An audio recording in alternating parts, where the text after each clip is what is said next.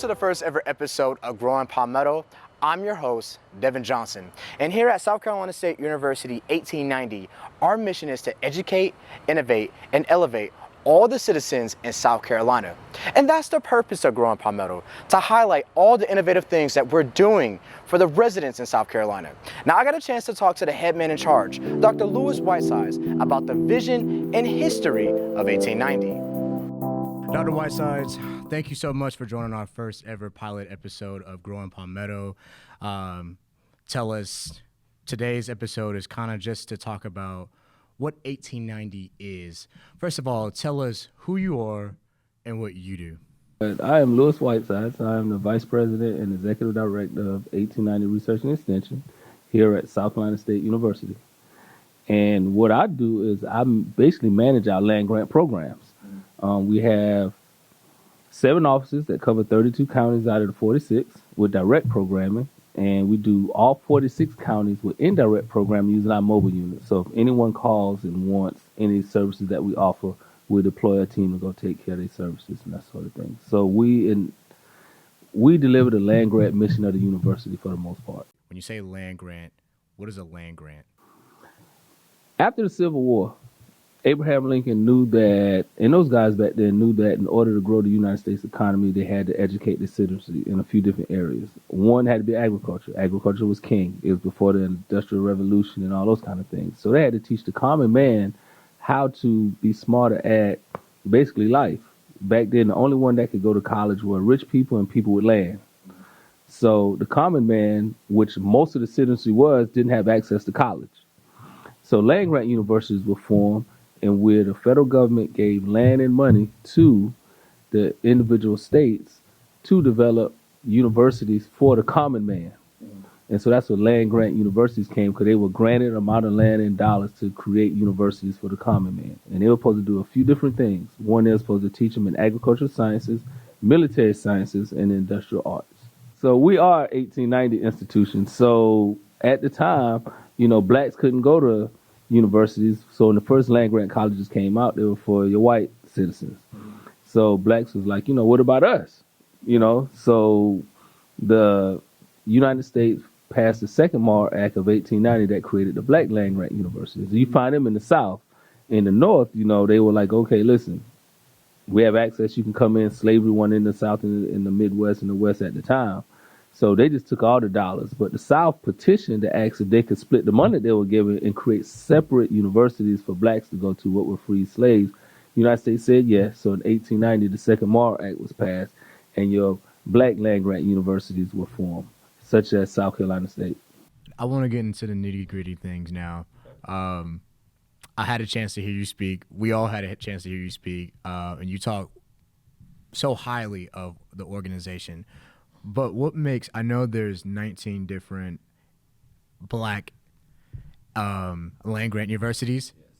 What makes SC State 1890 more unique? What are we doing? What are you guys doing over here to, set the bar and I know because you have a pretty high bar, so the bar continues. So what are we doing here to set the bar high and to continue moving forward? Well, I think we continuously improve. That's one thing that we do. And I like to say we have a standard of excellence. That we talk about all the time. Anything we do, we want to be excellent in doing it. That's our standard.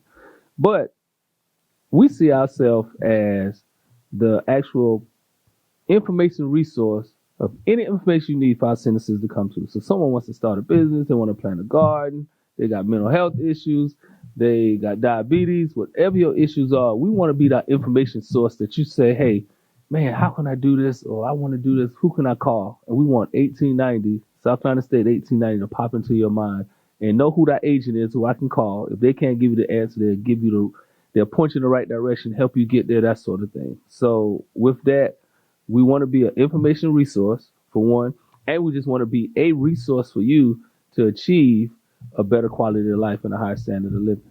Talk to me about your partnerships. What are some of the partnerships that you guys have going on here to continue bringing in more programs and resources to kind of continue to keep things going on over here?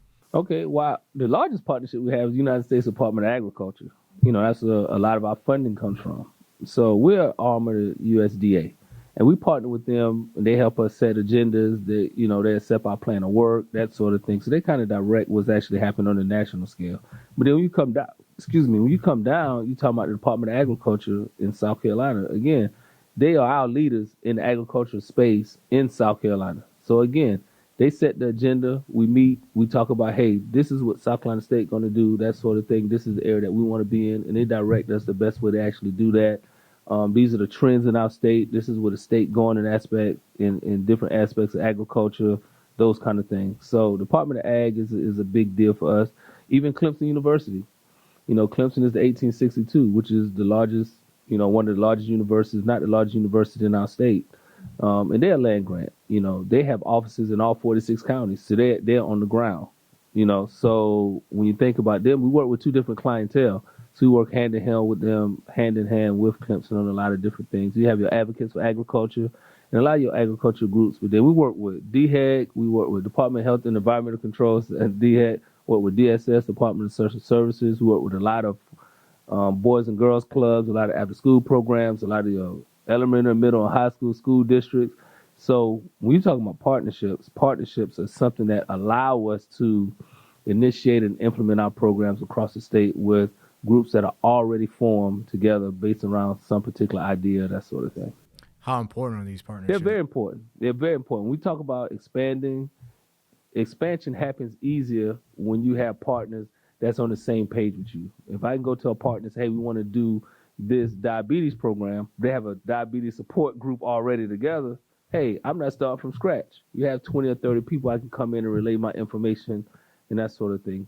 When you have a character counts curriculum that you want to get across to a lot of the youth today, where youth at all day long? In your schools.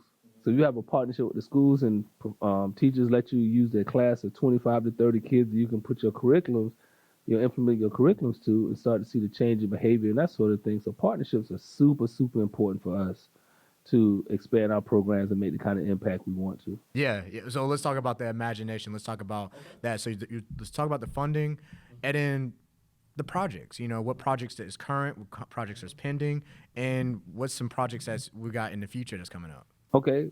I'm starting facilities. Now, one thing that we really want to do is have excellent facilities. It's hard to help people with your facilities, and you need help yourself. So we've made a real effort into upgrading and acquiring new facilities. We've done that all across the state. We've been really aggressive over the last few years in facility acquisition and facility renovation and that sort of thing. So what you'll see, our facilities is second to none, and will be the ones that we have coming online coming up. That's the first thing. The second thing is making sure we innovate in our programming. With COVID and that sort of thing, and I hate using these words, I hear them all the time. The world has changed and the new normal, and I hear that every day, but that is actually the case.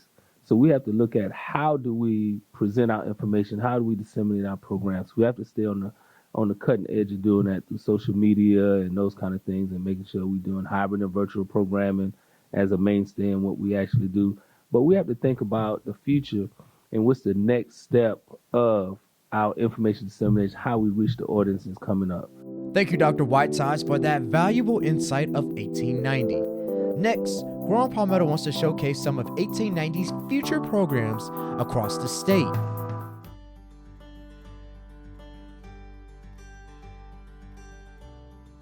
I learned way more than what I thought I would. Basically, thought I was going to learn just basic practices for being a better farmer, but it went more in detail once I got here and found out exactly what it is that we need to know.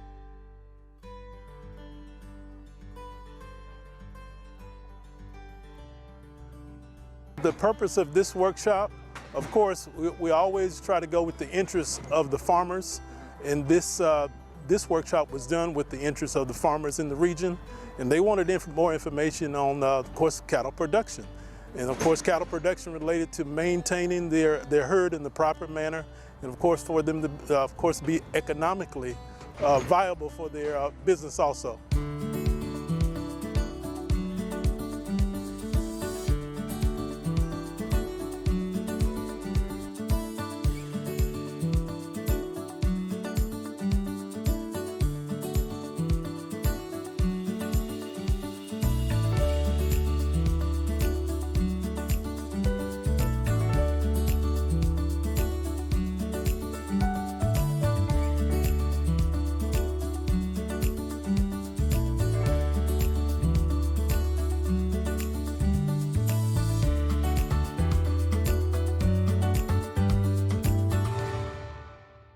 As we wrap up our show, take a quick look at some of the other unique partnerships in 90 seconds.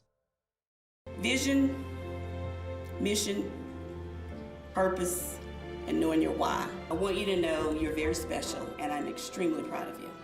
I hope you will use the knowledge and the skills that you've gained in our time together to impact and make a difference with someone else. I am delighted to present the graduating class of EELI, best second cohort ever. There you go.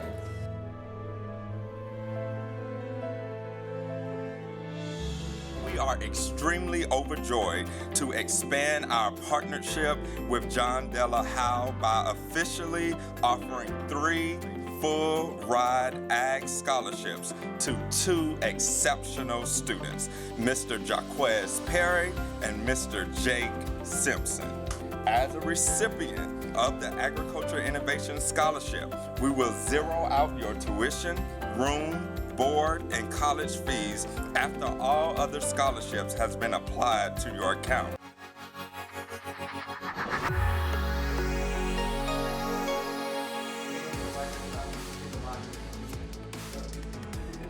Most times when you go to conferences, you see students majoring in plant science and other areas of study.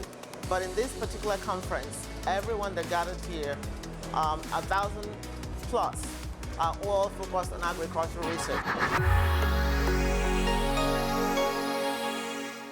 Well, that's our show. Thank you for tuning in for the first ever pilot episode of Growing Palmetto. Once again, I'm your host, Devin Johnson. Now, if you want to see more content, make sure you're following us on all our social media accounts at NC State 1890. See you next time.